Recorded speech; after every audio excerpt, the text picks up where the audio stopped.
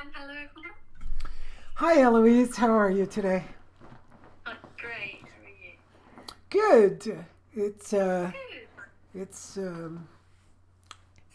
April 21st, and it's snowing here. A little bit Oh, on the cool side. So, well, for those of you we're who haven't, recording for the 5th of May. well, we're actually going to change things around, as we said. So some of this is going to be on video, and things are going to clash a little bit in times because we pre-record some of these, and yeah, you might see videos of it for different dates. So for the podcast, it's going to be May 5th, you said, Yeah. and it'll go out on video earlier till we synchronize everything. Um, since we decided to change the format, you're going to have a couple of tarot readings out there that use the card of the week that would tell you what exactly is going on for that week. But now we've gone back to our original format, which is just discussing a topic. So one of the things that I'd like to yeah, that's really burning topic for me is one of the uh, rules or laws really of the universe, which is everything has a gender. Mm. So, whatever we look at, whatever school of thought people are in, they go, hey, everything's a phallic symbol. And then you go to other schools of thought, everything's a yoni symbol. And of course, the two of them are both occurring at the same time. Even in electricity, right? Just sticking our prong for the computer or your phone into the slot. There you've got phallus and or masculine. Going into the feminine, there's the masculine polarity and feminine polarity or rotation actually. Uh, that's not my forte to talk about electricity, that's for sure. But you can see it everywhere. Just a nut and bolt. A nut and bolt is feminine and masculine. So everything has a gender, Yeah. and we Look, struggle. We even. struggle with that because, um, within us, we can be a little bit more feminine or masculine, and it depends on periods of time in our lives, right? So you and I relate to when we're very active with our work and doing different things. We go very much into our masculine, and then of course the feminine is always interacting. If I'm doing um, secretarial work, usually that's the feminine because it requires um, it requires feminine energy to do that. And as Mm. I've brought up many times, just going back to before we became all mottled with our ideas about life, the early concepts of feminine and masculine, the early concepts of honoring feminine and masculine, or ways in which people did it ritualistically, um, is different than today. We seem to have kind of, mutated the two and crossed them over. So when we do tarot, oftentimes that gets confused. So I just thought we could, maybe you could even evoke some thoughts from me through questions.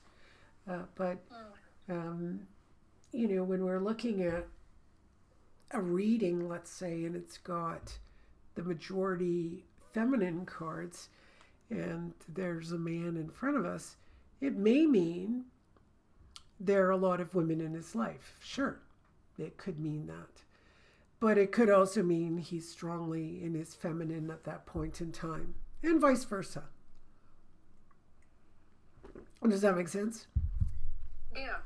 Yeah. Uh-huh. So when I go back and I look at, well, if before birth control and maybe hundreds of years ago, if you think of people who foraged, so, and then the men went out and hunted, especially in areas where I live in Canada, winter is long. You don't have very much growing. There was no preservation, and you would have to hunt to be able to have food. And I remember Krishnamurti once said, I won't hurt another living being, but don't ask me what I would do if I lived in the North Pole. It only makes sense, because if you're not going to hurt I have my own assessments. You can all think about it in your own way. But for me, it was, well, okay, you're not going to hurt another living being. But if you believe you shouldn't hurt another living being, then would you kill, a polar bear or a seal or not? Well, now you're in a conundrum, because if you don't kill to keep your body alive and you prefer to die, you're still killing something. Yeah. What a conundrum, right? Oh, I'm not going to hurt another living being, but I'm still going to hurt a living being if I don't eat meat. So it's like nature really shows us how to, make simple assessments. Of course, we have an intellect that we can use.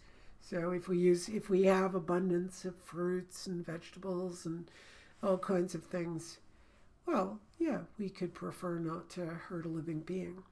But we also have to remember there are these constant paradoxes going on, and the mind absolutely cannot understand paradox. And that is very clear when you listen to someone talking about a problem.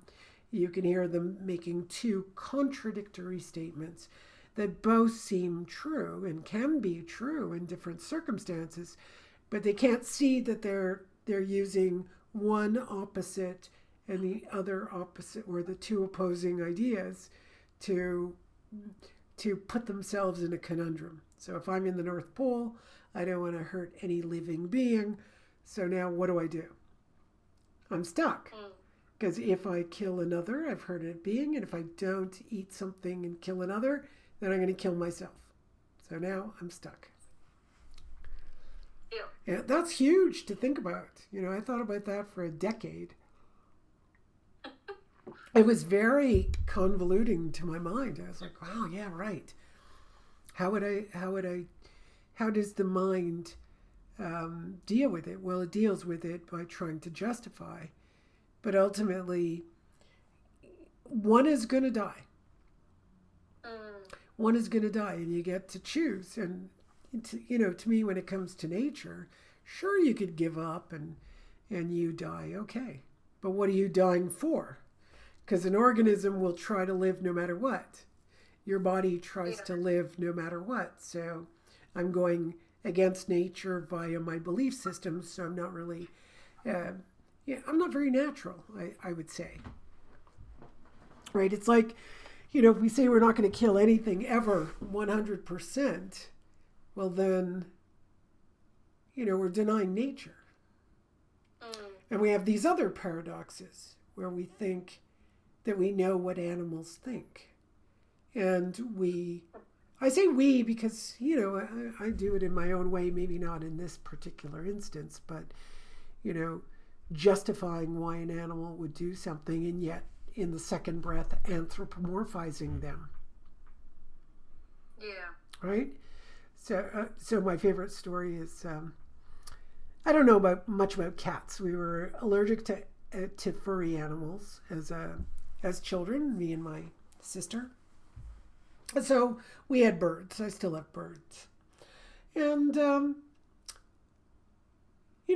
I went to work in a store that had 5 cats. I didn't know if I was going to be able to deal with it, but the store was airy enough that I was able to work with 5 cats. It was pretty phenomenal. So I just sat back and observed. And everyone told me what cats think. And it's like, okay, all right. So they know what cats think. All right. Good for them. I'm totally mistaken about what cats think because I have no idea what cats do. And my intuition told me that cats would not think what they're thinking. So I went, well, uh, 90% or 99% of individuals told me what cats were thinking, told me how they, performed or whatever they were doing. And my intuition said, no, I don't agree. So I thought, well, it's too many people disagreeing with me. I must be wrong. So one day I'm sitting there and this woman starts talking about this particular cat named Cleopatra.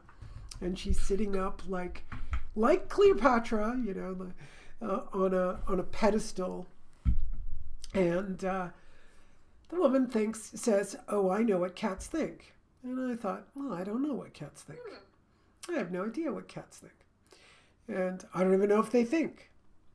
And then this is in my head. I didn't say it out loud because, people got very defensive if you started mentioning that you think something different. So in those days, I was like, bah, I don't need to say anything. Then she starts to get quite close to the cat's face. And she says, I know when they want to allow me in their boundaries and when they don't. So I thought,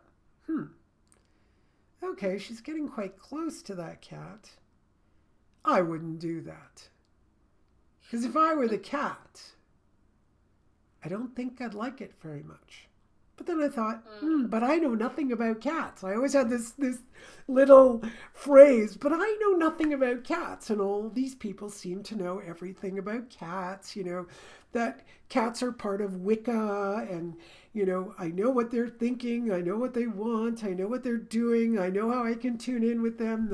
And I would just sit there going, I just don't think they're thinking what you say. It is in my mind, remember. I'm not saying it out loud.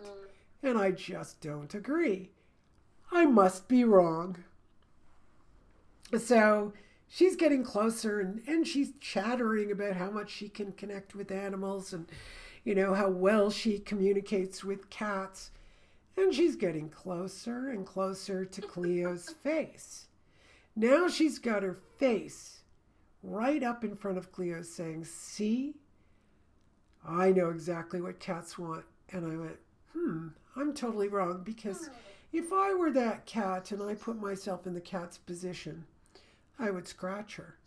And within 2 seconds, Cleo bit her nose and drew blood.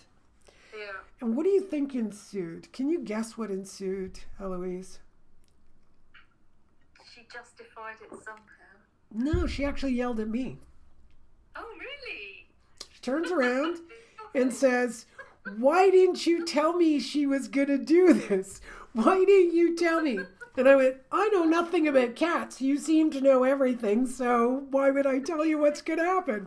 To me, it was only logical. Stick your face in a cat who you don't know, or a child, or a... And what do you think is going to happen? Your big, huge face. Her face. So I thought, well... And that's when I really started thinking more and more about nature. That we think I don't think I read Cleopatra's mind. I don't think I did that. I just understood nature. I mean, I would scratch her face if she came that close. Or I might push her away. If I were a kid, I might have bitten her nose. It seems to me just natural. So these are great things to kind of observe rather than place your own ideas. But of course, you will place your own ideas on the tarot. And the best way to prevent that, obviously, you could take my class and I'll show you lots of different techniques to support you so you're not putting your own personal viewpoint, because it really skews the reading. There's so many things that can ensue when you put your own personality. You can manipulate people. Yeah. You can, have unconscious intentions, like you want to make money. I was considered the most unpopular reader. And they would say it's because I was dead honest, which was true. Somebody would come back 2 weeks in a row and I'd say, "What are you doing here? Like, I don't want to see you. I already gave you your reading. There's nothing else I can tell you." "Oh, no, no, no. You were so accurate." And I'd be like, "Yeah, so what else do you need? Like, I have nothing else to give to you. Go get your money back from the cash. Like, leave me alone." And some people would insist. And it turned out all they just basically wanted me to keep telling them was how to live their lives. And I'm like, I'm not doing that. That's not karma I want.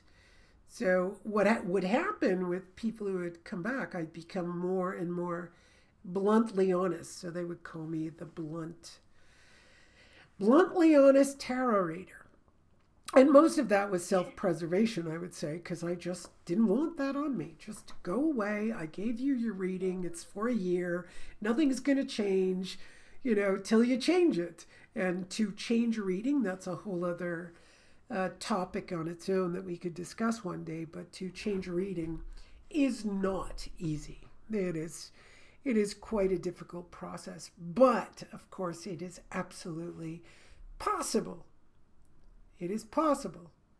But of course, it's your investment in what you will actually do. Most of us don't want to do the very thing that is required. See, I can tell a person exactly what they need to do to, let's say, get healthy, to change their relationship, and they'll turn around and say, "No, I'm not willing to do." Yeah. And sometimes, which was fascinating to me, was 10 years later, they can come back and say, "I eventually had to do it." I said, "You see, it's really hard to change the future. You might be able to do it one day, but you might not be able to do it right now. You're just not willing to go down that road." And that's fine. It's not like you have to be willing in every moment. Even if you're having a terrible relationship, even if you have ill health. I mean, I can attest to that personally. I can have times of ill health and I keep working and working, despite how many times I'm told, you need a break. You need a break. And I'm not willing to take that road till this week. I'm actually taking a week off next week. So it's going to be, and that's going to be the first time I'm going to be doing absolutely nothing. So I'm very excited. All right. So, I don't know, should we look at, let me look at a couple of, I'll just bring up a couple of cards that might give us a good sense of feminine and masculine, right? Now remember, the cards are, even if we pick up two single cards. So I've got here the Princess of Wands and the Knight of Discs. I've picked them randomly. So we're just kind of looking at how these two relate. We know it's the fire element and the earth element. So clearly fire will, dry up the earth, which isn't necessarily bad or good. If the earth is too wet, then it's good to have it dried out. If the earth is too dry and you've got, fire coming in, well then there's a bit of a problem. You're going to dry it out even more. So we obviously need more cards to describe the relationship. But if you look for a moment, let's say one person is in their feminine and the other person is in their masculine, okay? So it doesn't matter who. It doesn't matter if you're in a male-female body because they're going to pull out different components from the person. So sometimes you can be, let's say it is a male who is the Knight of Wands, and the female is the princess, the Knight of Discs. It's reversed on the screen, so it's driving me crazy. The Knight of Discs is our Earth card and male, or masculine, and the female is the Princess of Wands. Okay, so when you look at this relationship, I mean, she's obviously young and nubile. He's a little bit more stable. So sometimes this could represent, someone older with a younger woman, but not necessarily. These are the difficulties we fall into. It's like, how do we know? How do we know? Well, of course, you're going to know when you put other cards out. But even if this Princess of Wands is immature, let's say she is, you would have cards that would show that. Let's say you have Two of Cups upside down. It's going to say that she's draining. Why would I say with Two of Cups she would be draining?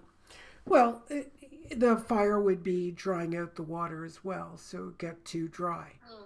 Now, you could also say that his earth would go into, the earth would go into the water and absorb it, but doesn't necessarily dry it out. Does that make sense? All right, so now we would look at feminine and masculine. What would this relationship look like?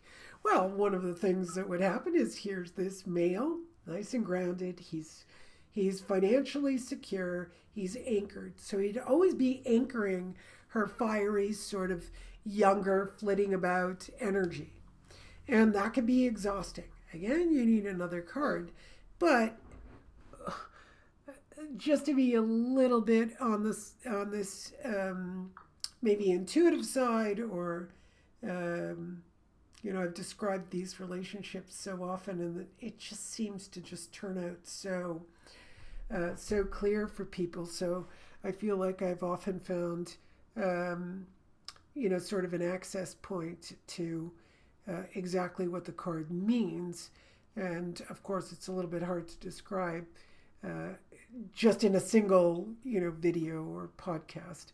It takes hours and hours to really describe the in-depth characters. But because the Knight of Discs, he's in this particular deck, it's the Thoth Tarot.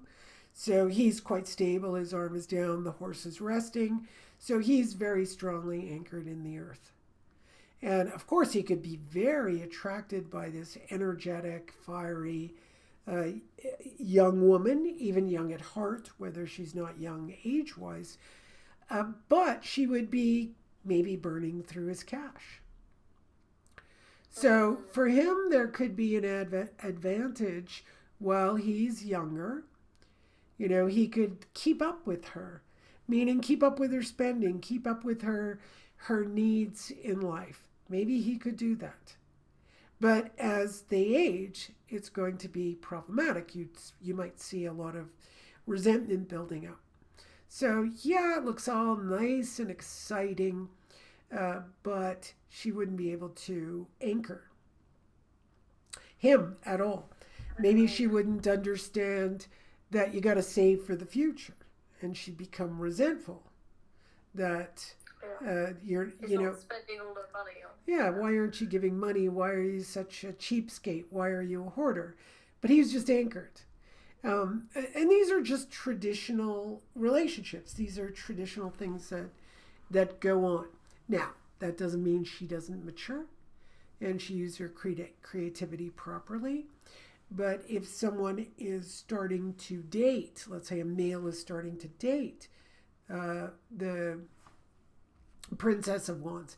Now, I don't care if this is two females, if it's a gay couple that are two females, same thing can happen.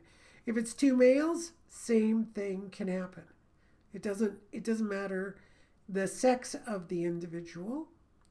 It matters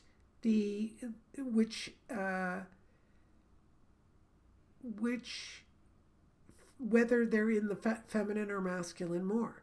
So if one person, don't care what sex they are, sits in the Knight of Discs, they're going to have more anchored energy.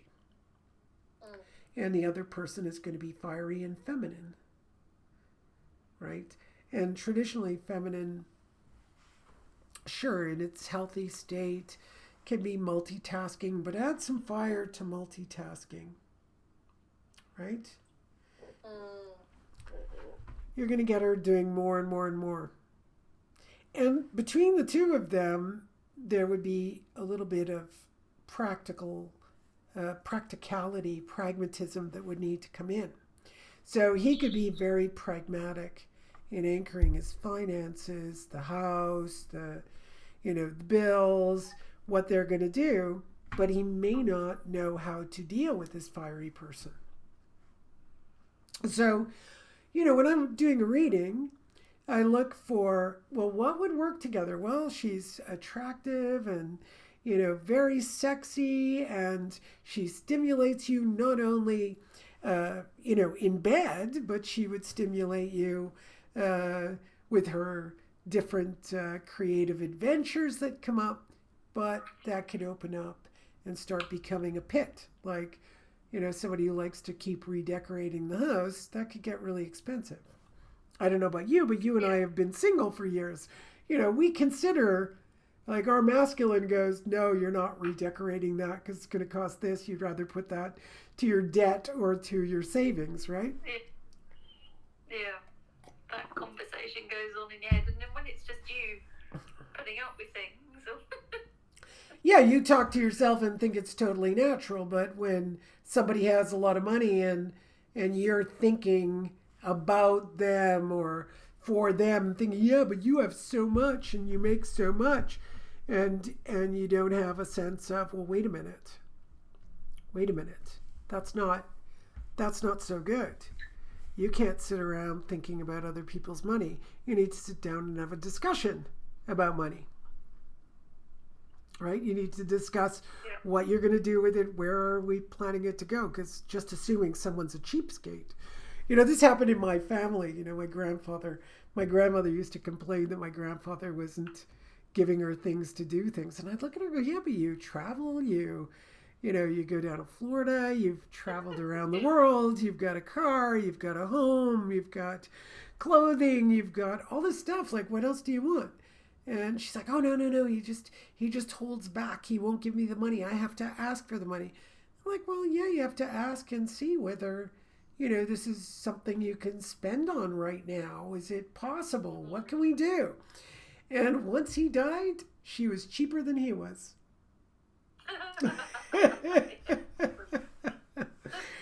It was so funny. It was so frugal and careful, and I'm looking at her like, oh, you've changed a lot since you had to take care of the money. And she goes, yeah, I've realized a lot. She did realize a lot. She realized that what he was doing was not about her. It was completely different. It was just a completely different mindset. So I'm describing this because the Knight of Discs would be that kind of person. Now, if you're with a man or a woman who's not thrifty with their money, you might have to help them become thrifty if they're the one who is bringing home the bacon. And again, not all relationships are like that. You can have two people bringing home the bacon. But I've still seen it where the two people bringing home the bacon, the woman's still asking for more. I just find it so bizarre, that, and this does not happen across all marriages. I'm just talking about traditionally when we get into, let's say, I'm going to generalize here, first 20 years of marriage. It can be very hard on the marriage. Now, of course, this is for these two cards. This is fire and earth, and somebody who's very strongly anchored in the earth, and somebody who is younger, a little more reckless, let's say. There's a recklessness that can be affiliated with this feminine. It reminds me of, and I know a lot of people are not going to like this, but of, young people. And it happened in my day too, where, well, it doesn't matter if I wear a mini skirt, nobody should attack me. Here we go back to nature. Not every single lion is gonna jump every single lioness. They're smelling out which one's gonna work. But there's always a psycho. It's not every man in society that belongs to the lower part of the bell curve. But those are the ones we've got to watch out for. It's not every man. Now, the other thing is, you wear a mini skirt and your legs are, you got it right up to the top of your legs. People are going to look. I don't know, When somebody's in front of me and their butt's sticking out, my eyes go there. I'm not attracted or anything. It's like, whoa, a butt. Okay. And yet, men are not supposed to look. Come on. Come on, it's your responsibility. You can go out any way you want. You can decide. But you're not about to control other people's perceptions.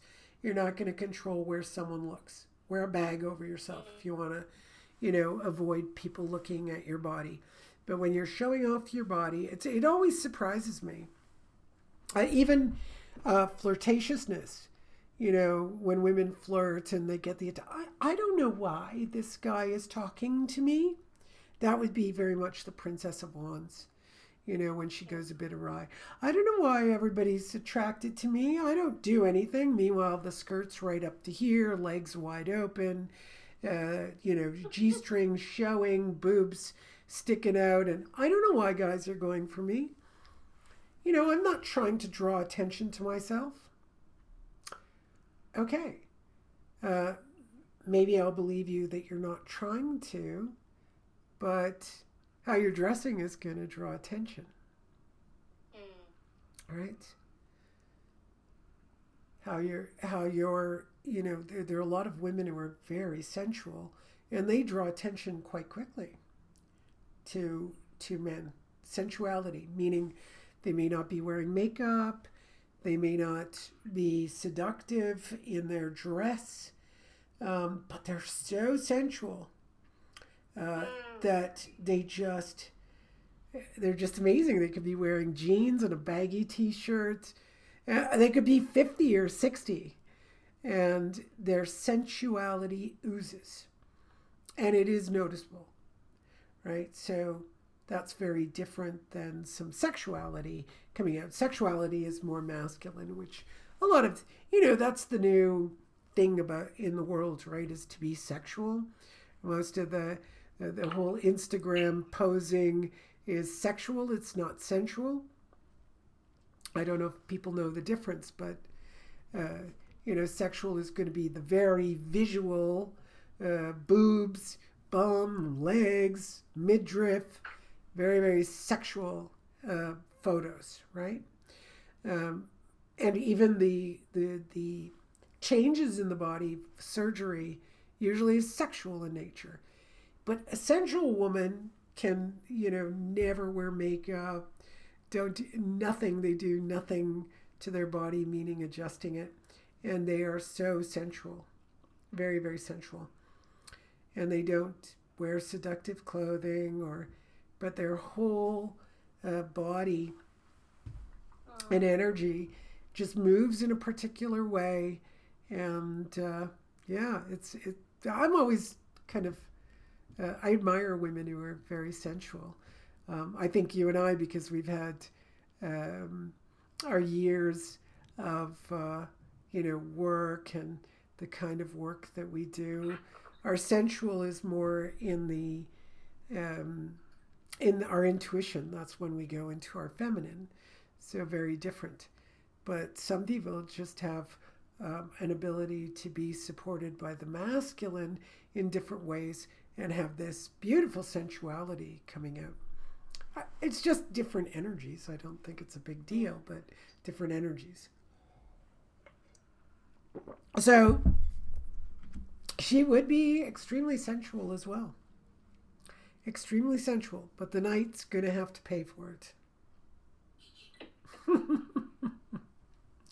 Yeah, that doesn't mean there wouldn't be a maturation process through the relationship, but I would say that would be their strongest difficulty.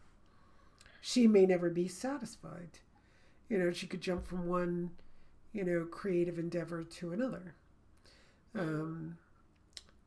Now, of course, that doesn't mean that there aren't other cards that are going to help us see the intensity of the relationship and what goes on, but these are two common features that I see. So I don't necessarily agree with everything I say because it's going to vary. This is my experience. This is how I intuit this. This is how I've interpreted the masculine, feminine, and over years, and 50 years of doing this, It's come to pass in that way, as much as people have gotten up and yelled at me for telling them exactly the way it is. No, no, no, that's not going to bother me. No, no, I love Yeah. her. I love her fire and her sensuality. And I'm like, yeah, I know you do. And I can see it's beautiful. But I'm telling you, it's going to be your nemesis eventually. Because when we're at a particular age, when you're 30 years old, you don't think about what you're going to feel like at 60. You don't. No. As you get to your 40s and you're coming to the culmination of the most intense work periods of your life. I've met people who are, multimillionaires, and they're going through their 40s and 20s, 30s, 40s, and they're building their empires. They've got apartment buildings and condos and whatnot. Now, that doesn't mean through their 60s they wouldn't be able to continue. Some do. But once you've built up a comfort zone and you don't need to actually go to work to earn your keep, your rent, etc., you've got money that is creating itself, and your kids are taken care of. They're grown up. They've got their own jobs. You can shift your focus. Yeah. And I know a lot of them who are retiring, and in their 50s, right? It's so different. So there's a retirement coming on, and wanting to slow down, enjoying life, and yet I was thinking, oof, they're fireballs. I can't do it anymore. I don't know how they are, but I was already 5 or 6 years older than them, and I'm watching them go, and not remembering that I was a Spitfire as well. And now I can't do what I used to do. It's not possible. That my health, suffers if I, go 7 days a week, which I often do, and then, I crash. So we don't realize what's going to happen later. We don't know when we're going to crash or not crash. And that's another thing with this is another hard aspect. I mean, I could bring up so many subjects, but the women are hypergamous, which means we want to marry up. Of course, since the 60s, things have changed a lot. Like I'm a product of the 60s, so no, I'm not going to get married. I'm going to be independent. I'm going to, fend for myself. And I see how differently I live than single men live. Single men, didn't travel as much. And I go, why wouldn't you travel? They didn't take time off as much. Like to go on my journeys that I wanted to go on, live in India for 6 months, go here, go there, go to different teachers. Some do, but a lot live very meager lives. Not that I didn't, but save and save and save, and kind of end up in a different place that I did. I'm not saying every one of them did. I know a lot who didn't do it, but very often many of them did. Of course, we know statistically that married couples do better than generally, right? Married couples do better than single. And I would have said that doesn't make sense when I was younger. And now I see, of course. The minute I started, living with my partner and we were, doing things together, you could just see the simplicity of growth. Like we have a home, we have a rental property. This is all in 8 years. And, we've already started, investing, and we're building it up. Of course, we did it late in life. It's still late. Yeah. I mean, this was in my 50s, this all started. But you can see the difference. I thought, if I did this in my 20s, I'd be in a very different position than I would be in now. But my generation was like, rah, rah, rah, get married late or not get married at all. And I see it in many younger women. But I live in a place where marriage, there is no marriage really here amongst the general population. If anyone knows about Quebec, the church fell in the 50s. Basically, there was no more religion because religion was controlling the populace, as they, like to say, and now it's just government controls the populace. So it's just converted from one to the other. We all think that we free ourselves from one, not realizing that the freedom comes within, that our own freedom is only the freedom from our own thinking. Even when you look at people, oh my God, the hubbub around vaccines and the anti-vaxxers and the pro-vaxxers, and then it's like, come on, guys, you better tune into what you need for yourself and stop this conflict. But they won't, right? I'd love it if it happened, but we won't. We're constantly, this is the way the world works. We have to be in conflict. That's why I focus in the tarot on difficulties, because those are the very things that help us grow up. Otherwise I'm just giving you a pleasant reading. Well, that's fine, but it's boring. Just get a reading online. They're free. Just read your cards online. But if you really want to see what is troubling you, what your obstacle is, and what you need to work with to be able to make those practical changes in your life, it's not easy, as I said, but you'll have a focus. I don't know how many people, I'm going to repeat myself, got mad at me. And 10 years later, I get phone calls and emails like, oh my God, I realized it, but it took me 10 years. So, I kind of notify people this is going to be a 10-year period or a 20-year period, or you may never do it this lifetime, but good time to start, Yeah. And all of your problems would probably come back to this.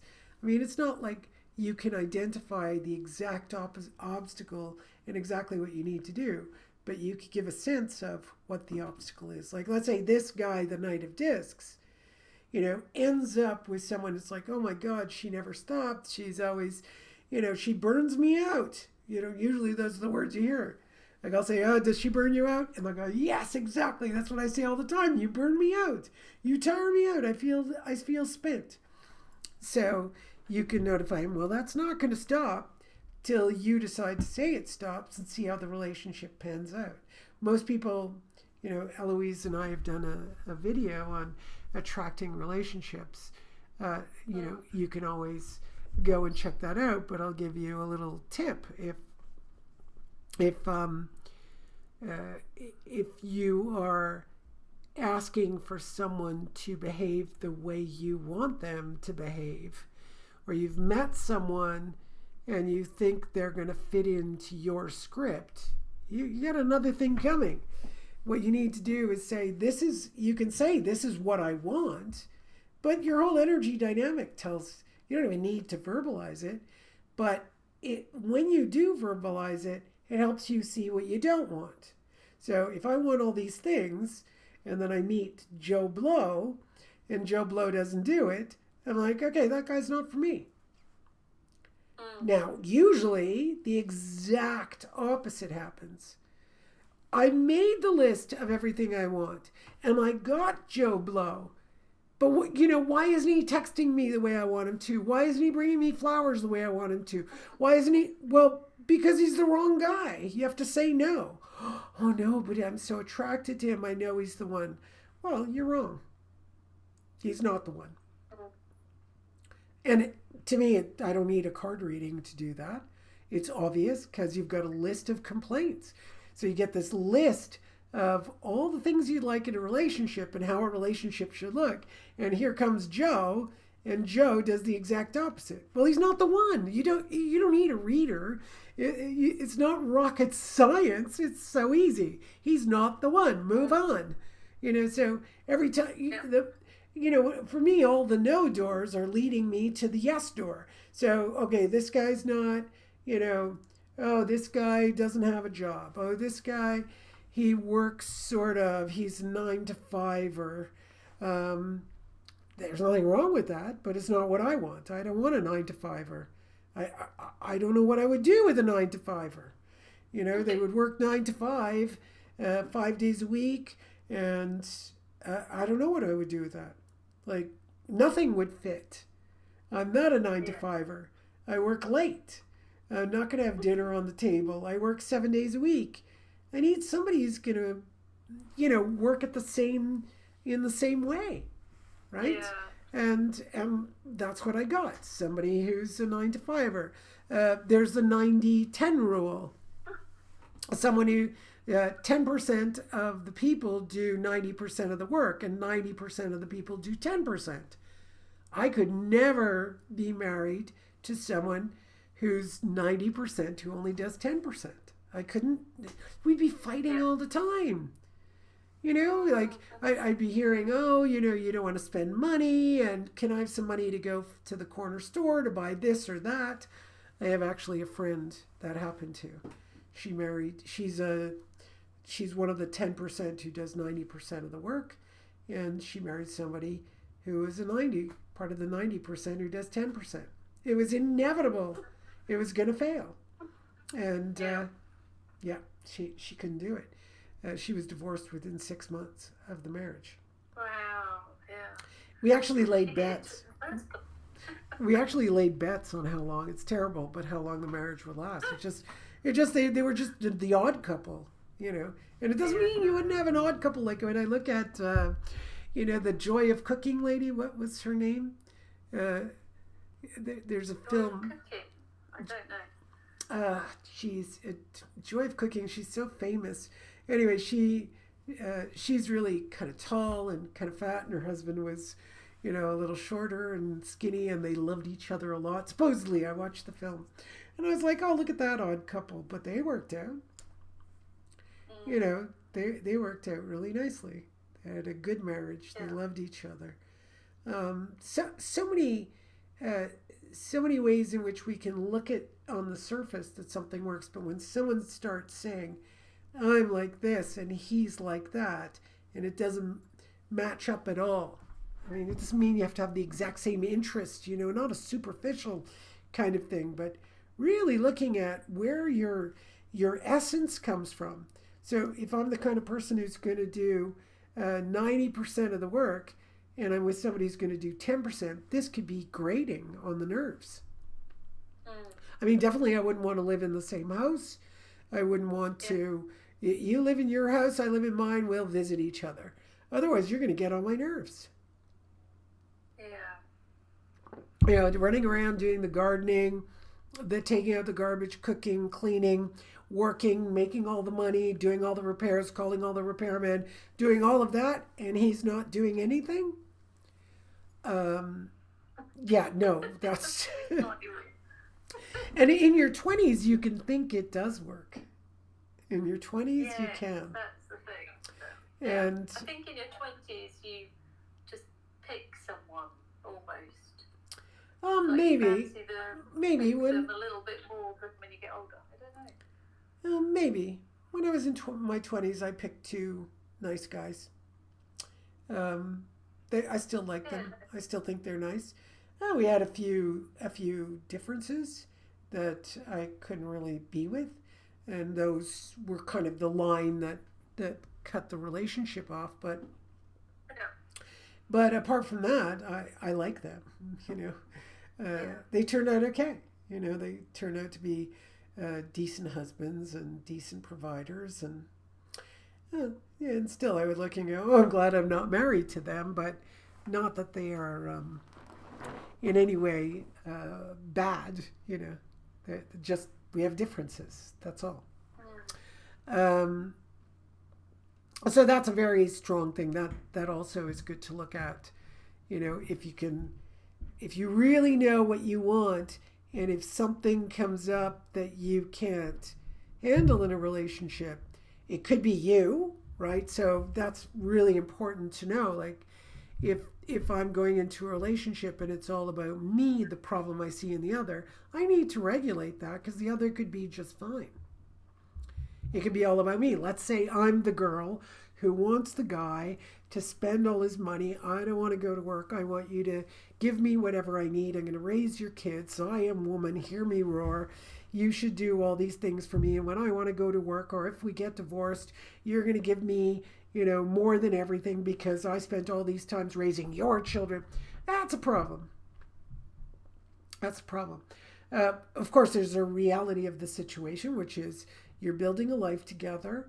The husband, let's say, is working. Now, this could be two females, it could be two males too. The husband is working and providing, and the two of you are building. Well, yeah, you should split everything. Maybe. Well, here we have no fault divorce, so it gets divided down the middle from the day you got married to the day you divorced. There's no argument.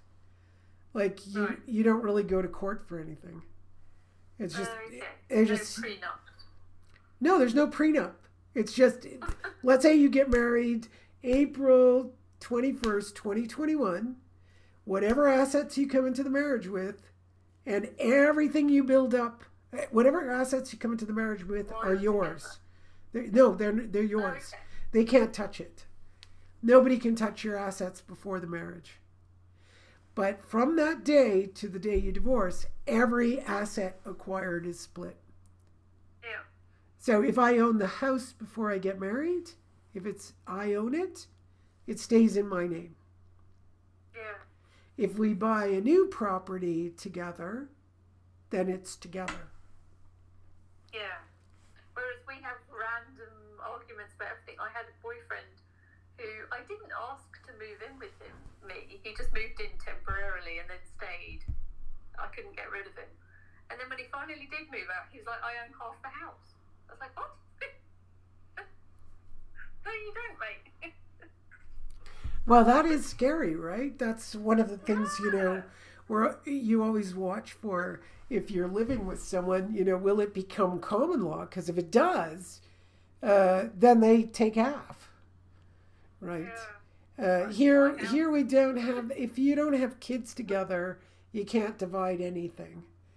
So there's an incident that a very wealthy man here, with tons of money, like tons. I think he's a name designer in any case. He separates finally from his girlfriend. So they have kids together, this massive house. And I think she was spending $50,000 a month. I think that's the amount of money.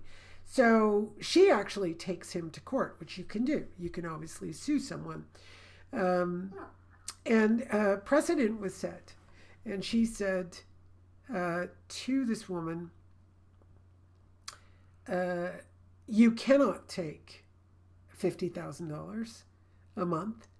You can only get your child support. He's paying for the home, and if he wants you to live there, that's fine. You needed to either have a prenuptial agreement, you needed to, or even pre-live-in agreement. Like, I'm going to have your kids. This is the agreement for what I do. You didn't do any of that. You didn't take responsibility for any of that. That's your problem. And, I was like blown away that the judge did that. I didn't imagine that the judge, and it was a female judge, I didn't imagine she would do that. She's just like, no, this has to stop. Women can't just go around making these decisions in their lives and not taking responsibility for, okay, I'm going to bring up the kids. What are we going to do? Am I going to have a bank account? Am I going to save my money? No, I'm just going to get $50,000 a month that I get to spend, and I'm not going to do anything for myself. Like, let's agree that, we own a house together and just start some agreements. It's very bizarre. Very bizarre. But, this is the transition that needs to happen, because there are plenty of women and men, or women and women and men together, these relationships where they're making these proper decisions, right? You have to take responsibility. But if you're the Princess of Wands, I would say that's going to be hard. She's going to be quite flighty about what she does with her money. She's going to go, oh, well, whatever. And then when the day comes, she's going to start screaming because she's got fire. She's going to say, no, you owe me this, no, you're that. He owes you nothing. He owes you nothing, unless you're married and the laws of the area, whatever. Like California, the woman can take everything and leave the guy basically destitute. Yeah, in California, I heard that there was a man who dated a girl, and quite a few years later, he gets a court notice that he owes child care. What is it called? Child support. And he's like, but I don't have a child. And he goes to court, and they say, this woman declared you father of this child. And he says, but I haven't seen her for like 3-4 years. And they go, doesn't matter. This 2-year-old baby. I didn't see her for 3-4 years, but this 2-year-old baby is yours. I had nothing to do. He did a DNA test, and still, he's not the father. They know he's not the father. It didn't matter. He had to pay child support for 18 years. 18 years. Yeah. Don't move to California. That's insane. Yeah, for men, California, it sucks. Yeah, I don't even get it. If I were a man, I'd never get married in California. Yeah. Or divorced. Like I just would move. Yeah, I'd move everything to. If I were a man, I'd just move everything to another state. Clear everything out, move to another state, get her to, and she could try and follow. I don't know what you could do, but I try to find some way out of it. But a lot of men, they go through this hell. It's hell, where the woman takes more, more than half, which is ridiculous. Half, sure, together you built up something during the marriage, take half. Before the marriage, whatever each of you came in with. I mean, I kind of like our law. What you came in with is yours. Whatever you do during the marriage, okay. You got to split it 50-50. Yeah. That's it. And then you're out. It's like 2 years and you're divorced. Like you just separate for 2 years and then everything's divided. You can't complain. Of course, if one has the child more, then the other one needs to pay child support. And it doesn't matter. Like I know women who are paying child support to men. It's very equal opportunity here for payments of things. So interesting. All right. So that's a lot of information and fun stuff. Now I'm going to have to go listen to, the news and podcasts to find out what else is going on and apply it to the tarot. Go read some books. All right, my love. Well, have a great week. And see you all next week, even though we're going to get some dates crossed here. But that's okay. Podcast will be... What's the date again for the podcast? Today? This was for the 5th of May. It's the 5th of May, but it will go out on video the 21st of April. Confusing. Yeah, I just thought, you know what? That's fine. Yeah, we just need people to be joining in. I want to hear some comments. The only comment I got was someone saw the video last week and just jumped on and said, "Oh, Terry-Ann, your readings are amazing. Everything you said came true." And then I got another gal calling in who said, "You said my house would sell in 2 weeks," and it did. And I'm like, oh, okay, really cool. That's kind of nice. So I was like really excited that people were responding to the video. So we'll see how it all goes. We're just going to inundate all of you, even if it's different dates, so that we can hear what you have to say. Now, you don't have to sit around saying, "I did a wonderful reading." That was the first response. But you can ask questions. You can see what topics you'd like me to cover. I wander all over the place with different information in my brain, but you can focus me and we can have some fun. All right, everyone, and bye, Eloise, and thank you for listening. Cool. Have a great week, everyone. Bye. Bye.